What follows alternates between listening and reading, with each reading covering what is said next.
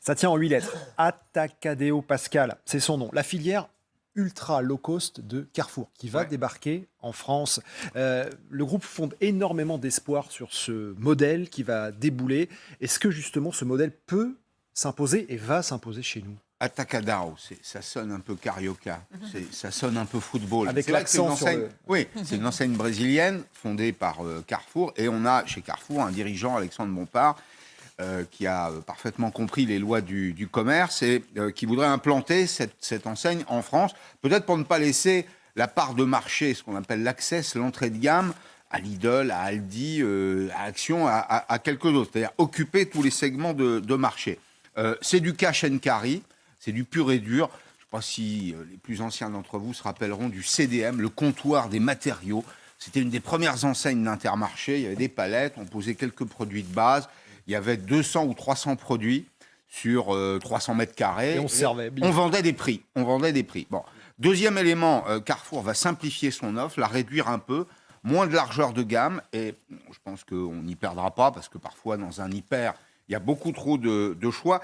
On voit en fait que la société, elle se fracture en deux parties. Vous avez une classe moyenne qui a tendance à s'appauvrir, qui change ses comportements d'achat. Et puis, il y a toujours des gens qui ont de l'argent, qui peuvent aller chez Monoprix. Je vous l'ai dit à plusieurs reprises ici, le corridor de prix, l'écart de prix pour le même produit entre l'enseigne la moins chère et la plus chère est de 24% aujourd'hui. Dans l'histoire de la distribution, c'est du jamais vu. C'est du jamais vu. Donc, il y a le supermarché au milieu de tout ça. Le supermarché, c'était...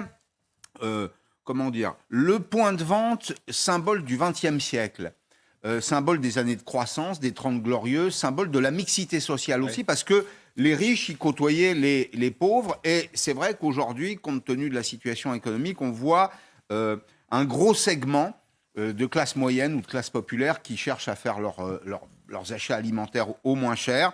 Et puis, de l'autre côté, des consommateurs qui ont un peu plus les moyens. Alors on peut passer de l'un à l'autre, on peut passer de l'entrée à la sortie du marché, on peut aller se faire plaisir de temps en temps, mais la consommation, elle a changé. Bon, Atacadão, automne 2023, voilà, très hard discount, filière très low cost de Carrefour. La fracture dont parle Pascal se traduit sur le plan politique. En effet. C'est tout? Mais c'est très important. Non, mais c'est vrai. Vous m'avez demandé d'être courte, je suis courte. Mais c'est vrai. Non mais. Alors je continue. Non. Jamais les extrêmes n'ont été aussi hauts et c'est ça la fracture. Ok. Merci Virginie.